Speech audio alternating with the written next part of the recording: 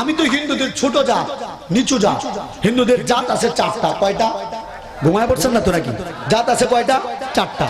ব্রাহ্মণ, ক্ষত্রিয়, বৈশ্য, শূদ্র। জাত কয়টা? চারটা। সবার উপর হলো ব্রাহ্মণ। এই যে আজকে পূজা হচ্ছে মন্দিরে, আপনারা গেলে দেখবেন মন্দিরে ব্রাহ্মণ ঠাকুর যেখানে বসে পূজা করতেছে ওই জায়গায় ব্রাহ্মণ ব্যতীত অন্য সাধারণ কোনো হিন্দুর বসার অনুমতি নাই, কারণ বাকিরা ছোট জাত, সে একলাই উপরের জাত। কথাটা বুঝতেছেন আপনারা? এবং নিচু জাতের যারা হিন্দু এদের সাথে উঁচু জাতের ব্রাহ্মণ ঠাকুরের বিয়ে শাদী হয় না, এদের মেয়েও দেয় না, ওদের মেয়েও দেয় না, মানে এদেরকে নিষ্পেষিত করে রাখে। এটা গেল চারটা জাত। বাজান আমরা রিসার্চ করে পেয়েছি হিন্দু ধর্মের জাত আছে 2683টা। কয়টা? দেখবেন মুসার, মেতর, দুফা, নাফিদ, উইরিয়া সমানে বড়া।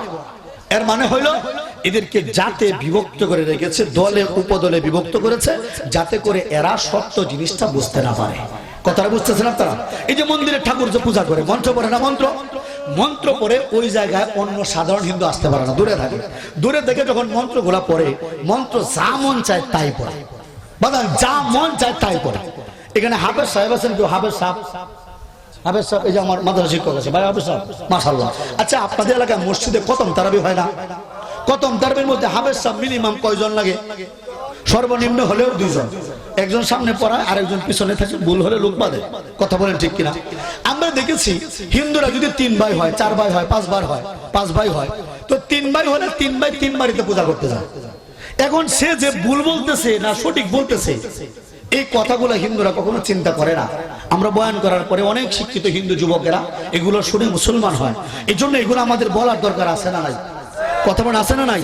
বাবাজিরা যখন ব্রাহ্মণ ঠাকুর পূজা করে মন্ত্র করে, তখন পিছনে তো লুকমা দেওয়ার কেউ নাই, লুকমা দেওয়ার কেউ।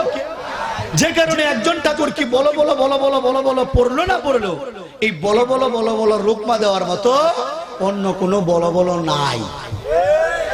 এই জন্য যা মন চায় তাই করে, ধর্ম যেমনি খুশি এমনি বানায়।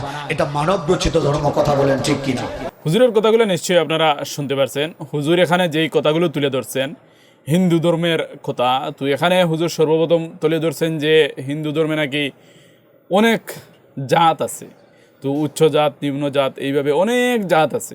তো এই জাত নিয়ে হুজুর কথা বলছেন যে আসলে এই যে জাতে বিভক্ত করা, এটা তো আসলে মানুষ হিসাবে সবাই সমান হওয়া উচিত।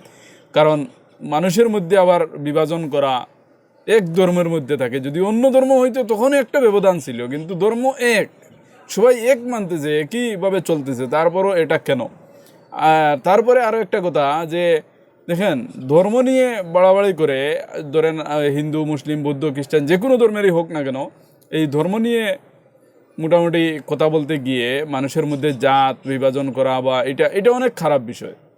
কারণ মানুষ তো সবাই মানুষ, যে কোনো ধর্মের যে কোনো জাতেরই হোক না কেন, মানুষ তো সবাই মানুষ। হুজুর এই কথাটা সুন্দরভাবে তুলে ধরছেন।